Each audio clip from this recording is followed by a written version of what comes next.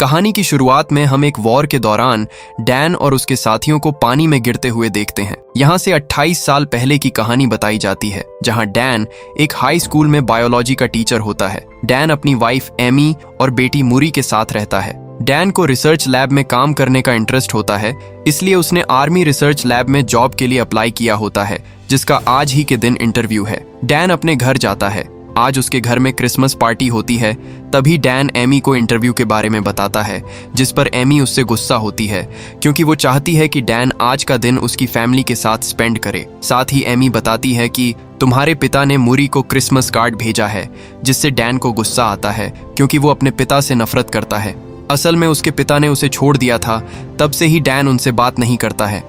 इसके बाद डैन अपने इंटरव्यू के लिए जा रहा होता है, जिस दौरान उसे कॉल से पता चलता है कि उन्होंने उसको रिजेक्ट करके वह जॉब किसी और को दे दी है। डैन को बहुत गुस्सा आता है और वो अपनी फाइल को डस्टबिन में डालकर घर के अंदर आ जाता है, जहां वह मूरी के साथ बैठकर फुटबॉल मैच देखने लगता है। इसी दौरान बीच मैच में अचानक एक पोर्टल खुलता है और देखते ही देखते उसके अंदर से बहुत सारे सोल्जर बाहर आते हैं। इन सोल्जर की लीडर लेफ्टिनेंट हार्ट भी वहां आती है, जो सभी लोगों को बताती है कि वो लोग फ्यूचर से आए हैं, जहां 2011 में व्हाइट स्पाइक्स नाम के एलियन और इंसानों के बीच जंग छिड़ गई है और वो इस जंग में हार रहे हैं। अगर ऐसा ही चलता रहा तो अगले 11 महीने में पूरी धरती से इंसानों का खात्मा हो जाएगा। हार्ट सभी को हेल्प करने का कहती है ताकि वो इस जंग में जीत सकें। इस इंसिडेंट के बाद सभी देश उनकी हेल्प के लिए आम लोगों को सेना में भर्ती करके उन्हें फ्यूचर में भेजते हैं, पर फिर भी फ्यूचर वाली दुनिया में इंसानों की आबादी 5 लाख से कम बचती है। साथ ही फ्यूचर में भेजे गए 50% लोगों के जान गंवाने से अब लोग फ्यूचर में जाने के लिए सवाल उठाने लगते हैं, जिसके चलते सभी फ्यूचर में जाने का विरोध करने लगते हैं। असल में सभी को सिर्फ 7 दिन के लिए भेजा जाता है। अगर वो 7 दिनों तक वहां जिंदा रहे तो वापस पास्ट में आ जाते हैं। इधर मूरी भी इस बात से परेशान होकर रोने लगती है और अपनी माँ को कहती है कि पापा कभी भी फ्यूचर में ना जाए। तभी डैन वहां आता है और मूरी से बात करके उसे शांत करता है। अगले दिन जब डैन क्लास में होता है, तब उसके फोन में एक अलर्ट मैसेज आता है। असल में डैन को जल्द से जल्द आर्मी रिसर्च सेंटर में आने का कहा जाता है। डैन जल्दी से वहां जाता है, क्योंकि उसे लग रहा था कि उसे अब जॉब मिल जाएगी, लेकिन यहां आने पर सोल्जर उसके हाथ को एक मशीन में डालते हैं। तब डैन को पता चलता है कि वो लोग उसे फ्यूचर में लड़ने के लिए भेजने वाले हैं। वो डैन को यह भी बताते हैं कि उसकी 7 साल में डेथ हो जाएगी। डैन उनसे कुछ पूछ पाता, तभी उसके हाथ में एक डिवाइस लगा दिया जाता है ताकि वो लोग डैन को ट्रैक कर सकें, और उसे बताया जाता है कि अगर उसने इस डिवाइस के साथ छेड़छाड़ की तो उसे जेल भी हो सकती है। अब डैन को 24 घंटे के अंदर अपने पर्सनल काम निपटाने को कहा जाता है, क्योंकि उसके बाद उसे जंग के लिए ट्रेन किया जाएगा। ये सब डैन की मर्जी के बिना हुआ था, पर अब वो कुछ नहीं कर सकता था। तभी हम एमी को देखते हैं, जो कि एक थेरेपिस्ट है और फ्यूचर से वापस आए लोगों की काउंसलिंग करती है।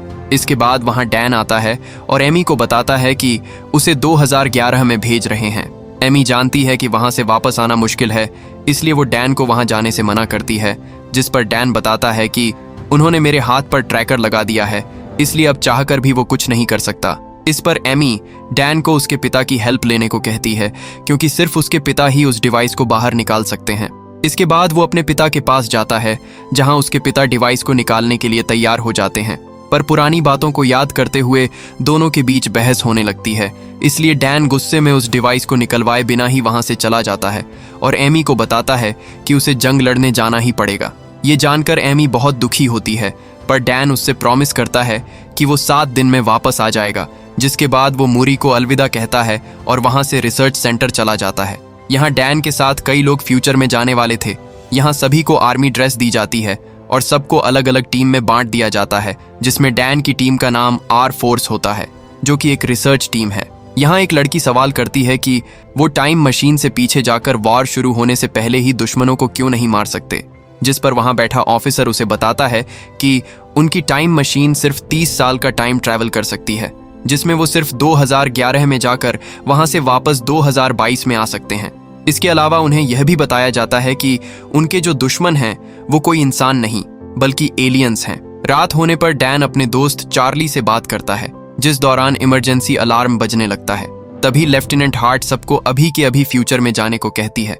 अब क्योंकि सबको ट्रेनिंग खत्म करने के बाद वहां ले जाना चाहिए था, पर लेफ्टिनेंट हार्ट का कहना था कि एलियंस ने उनकी रिसर्च लैब पर अटैक किया है।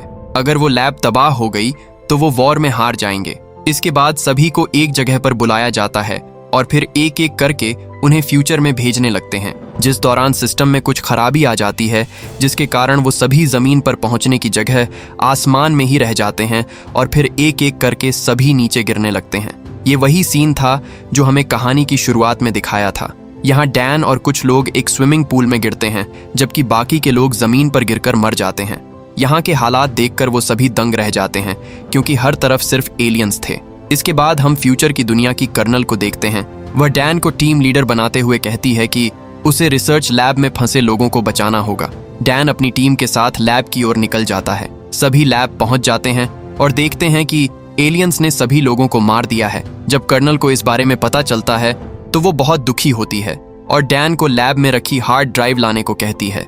इन लोगों के पास ज्यादा टाइम नहीं होता है क्योंकि एलियंस लैब में आने वाले थे, जिसके बाद कर्नल डैन को लैब में रखी सभी बायोलॉजिकल मटेरियल भी साथ लाने को कहती है। इसी दौरान वहां एलियंस भी आने लगते हैं, इसलिए वहां की आर्मी लैब पर बम गिराकर उसे पूरी तरह तबाह करने के लिए निकल जाती है। कर्नल बताती है कि डैन और उसके साथियों के पास सिर्फ 3 मिनट हैं, जिसके बाद लैब को ब्लास्ट कर दिया जाएगा। पर जब वो लोग लैब के बाहर जा रहे होते हैं तब ये एलियंस उन पर अटैक कर देते हैं। ये एलियंस बहुत ही ताकतवर होते हैं और उन पर गोलियों का कोई असर नहीं होता है। एलियंस के अटैक में डैन के कुछ साथी मारे जाते हैं। अब जैसे ही बचे हुए लोग लैब से बाहर आते हैं तब वहां बहुत सारे एलियंस आने लगते हैं और उन लोगों का पीछा करने लगते हैं। इसी बीच वहां आर्मी आ जाती है, पर एलियंस उन्हें जान से मार डालते हैं। कोई रास्ता न दिखने पर डैन और बाकी के लोग एलियंस पर शूट करने लगते हैं। थोड़ी ही देर बाद वहां बम गिराया जाता है, जिससे बहुत ही बड़ा ब्लास्ट हो जाता है और सभी एलियंस मारे जाते हैं। साथ ही इस ब्लास्ट के कारण डैन के कई साथी भी मारे जाते हैं और कई घायल हो जाते हैं। अब जैसे ही डैन की आंख खुलती है तो वो एक कैंप में होता है। यहाँ पता चलता है कि ब्लास्ट में डैन के अलावा उसका दोस्त चार्ली ही बचा था। जब वो दोनों कैंप के बाहर आते हैं तो उन्हें अपनी टीम का एक आदमी और दिखता है, जिसका नाम डोरियन है। डोरियन फ्यूचर में तीसरी बार आया था, इसलिए डैन पूछता है कि क्या तुम मरने से नहीं डरते हो, जिस पर डोरियन बताता है कि उसे कैंसर है और वो सिर्फ 6 महीने ही जीने वाला है, इसलिए उसे अपने तरीके से बची हुई लाइफ जीनी है और घर पर रहने से अच्छा वो लड़कर मरना चाहता है। इसी दौरान वहां 2 सोल्जर आते हैं और डोरियन तथा डैन को वापस लैब वाली जगह पर जाने को कहा जाता है, क्योंकि चार्ली बहुत डरा हुआ था, वह वहां वापस जाना नहीं चाहता था। दूसरी ओर डैन जब कर्नल से मिलता है तो उसे पता चलता है कि वो उसकी बेटी मुरी है। असल में मुरी फ्यूचर में बड़ी हो चुकी थी। डैन उसे कर्नल की पोस्ट पर देखकर बहुत ही खुश होता है और खुशी से रोने लगता है। अब जैसे ही डैन उसे हग करने वाला होता है तब मुरी उसे रोक देती है। साथ ही उसे कहती है कि मैंने तुम्हें यहाँ पर इमोशनल होने के लिए नहीं बुलाया है, बल्कि एक खास वजह से बुलाया है। जब डैन वजह पूछता है तो मुरी उसे वक्त आने पर सब कुछ बताने को कहती है। इसके बाद मुरी डैन को अंदर ले जाती है और फीमेल व्हाइट स्पाइक्स के बारे में बताती है।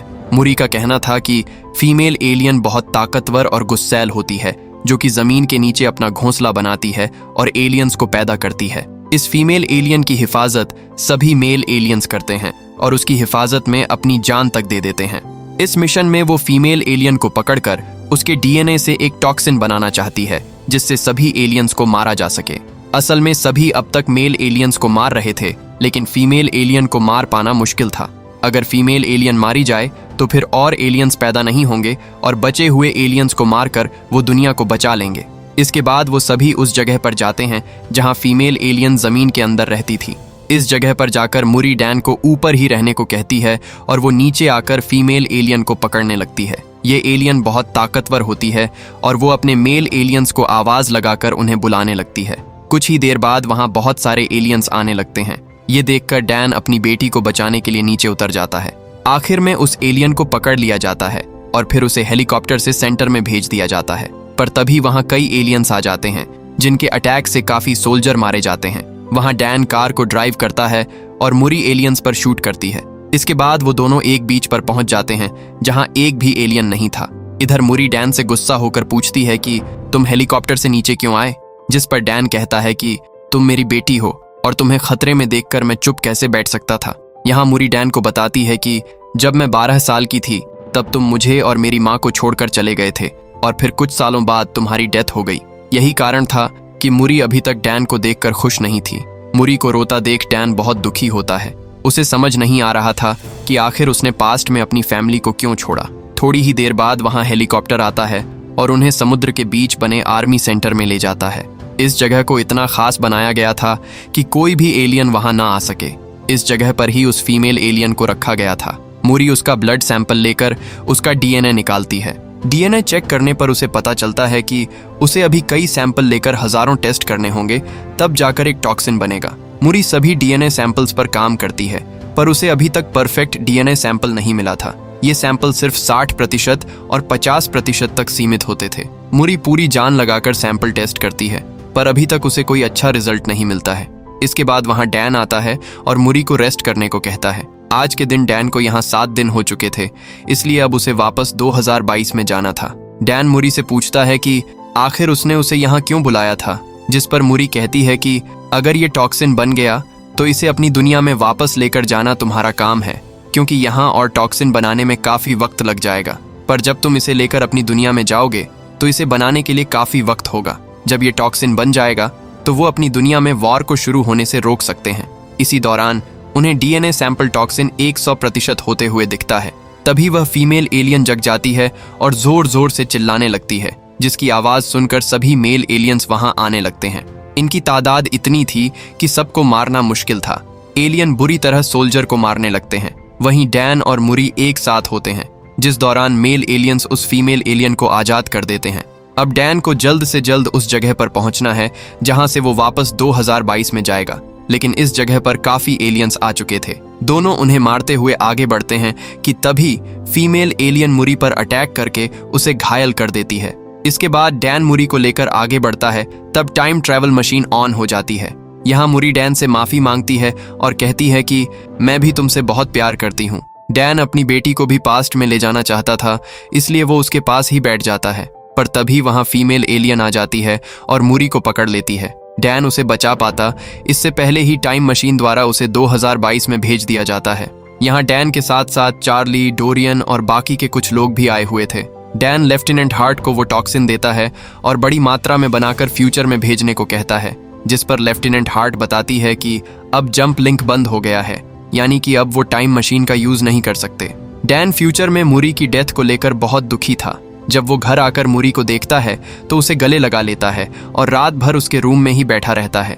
इसके बाद एमी उसके पास आती है। तब डैन उससे फ्यूचर में होने वाले वॉर को रोकने के लिए कुछ करने का सोचता है, इसलिए वो सबसे पहले डोरियन के पास जाता है और उससे एलियन का नेल मांगता है, जो कि डोरियन ने फ्यूचर में जाकर अपने पास रख लिया था। इसके बाद वो दोनों उस नेल को लेकर चार्ली के पास जाते हैं। चार्ली उस नेल पर रिसर्च करता है तो उन्हें पता चलता है कि उनके नेल्स पर ज्वालामुखी की राख लगी हुई है। चार्ली बताता है कि यह राख चीन में फटे ज्वालामुखी की राख है। तब डैन कहता है कि लेफ्टिनेंट हार्ट ने बताया था एलियन का पहला हमला रसिया में हुआ था, फिर उनके नेल्स में चीन के ज्वालामुखी की राख क्यों है। तभी डैन को अपना एक स्टूडेंट याद आता है जो कि ज्वालामुखी टॉपिक के बारे में बहुत कुछ जानता था, इसलिए वो तीनों उसके पास जाते हैं, जहां स्टूडेंट बताता है कि आज से 1000 साल पहले चीन में ज्वालामुखी फटा था, जिसकी लहरें रसिया तक भी पहुंच गई थीं और फिर वो राख में बदलकर वहीं पर जम गई थीं। फिर कुछ समय बीतने के बाद वह जगह बर्फ से ढक गई। ये सब जानने के बाद वो समझ जाते हैं कि जरूर कोई एलियन शिप वहां आई होगी और फिर बर्फ ढकने के कारण वो वहीं दब गए होंगे, जो कि 2011 में बर्फ पिघलने के बाद धरती के ऊपर आ गए।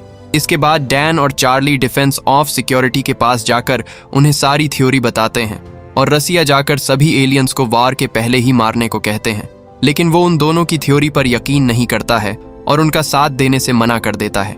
इसलिए वो तीनों खुद ही वहां जाकर उन एलियंस को मारने का सोचते हैं। अब डैन अपने पिता से हेल्प मांगने के लिए जाता है क्योंकि उनके पास प्लेन था। डैन अपने पिता को सारी बात बताता है और कहता है कि उसे एलियंस को मारने के लिए रसिया के ग्लेशियर आइलैंड पर जाना होगा, जिसके लिए उसे उनके प्लेन और एक पायलट की जरूरत है। डैन के पिता उसकी बात मान जाते हैं और साथ चलने के लिए रेडी हो जाते हैं। इसके अलावा डैन लेफ्टिनेंट हार्ट की मदद से बहुत सारा टॉक्सिन बनवा चुका था, जिसे लेकर वो रसिया चले जाते हैं। यहाँ डैन अपने साथ एक टीम लेकर गया हुआ था। वो सभी ग्लेशियर आइलैंड के ऊपर पहुंच जाते हैं और एक ब्लास्ट करके जमीन के नीचे जाते हैं, जहां उन्हें एक एलियन शिप दिखाई देती है जो कि काफी टाइम पहले क्रैश हो गई थी। वो अंदर जाकर देखते हैं तो उन्हें एलियंस की डेड बॉडीज दिखती हैं। यहाँ उन्हें पता चलता है कि कुछ एलियंस अपने आप को जिंदा रखने के लिए सो रहे हैं, जिसके बाद वो टॉक्सिन से उन एलियंस को मारने लगते हैं। इसी दौरान फीमेल एलियन जग जाती है और उन सब पर हमला कर देती है। तब डोरियन सबको शिप से बाहर जाने का कहकर शिप को ब्लास्ट करके सब कुछ खत्म करने का कहता है। इसके बाद वो सभी एलियंस एक एक करके बाहर आने लगते हैं, जिन्हें डैन के पिता शूट करके मारते हैं। लेकिन ज्यादा एलियन होने के कारण डोरियन को शिप ब्लास्ट करनी पड़ती है, जिससे डोरियन की भी डेथ हो जाती है। यहाँ सिर्फ चार्ली, डैन और उसके पिता ही बचे थे। डैन के पिता बताते हैं कि एक एलियन यहाँ से भाग गया है। अब दोनों उसे ढूंढते हैं और चालाकी से उस पर शूट करते हैं। ये वही फीमेल एलियन होती है जो कि बहुत ताकतवर है और उसे आसानी से मार पाना बहुत मुश्किल है। तभी वह वहां से भागकर छुप जाती है और डैन पर अटैक करती है। डैन के पिता उस पर अटैक करके डैन को बचाते हैं, पर थोड़ी देर बाद वो डैन के पिता पर अटैक करती है। तब डैन जल्दी से उठकर उस एलियन को जान से मार देता है। इसके बाद डैन अपने घर आ जाता है और उसके पिता से प्रॉमिस करता है कि वो ऐसी कोई गलती नहीं करेगा जिससे उसका परिवार बिखर जाए। और इसी के साथ ये मूवी यहीं पर खत्म हो जाती है।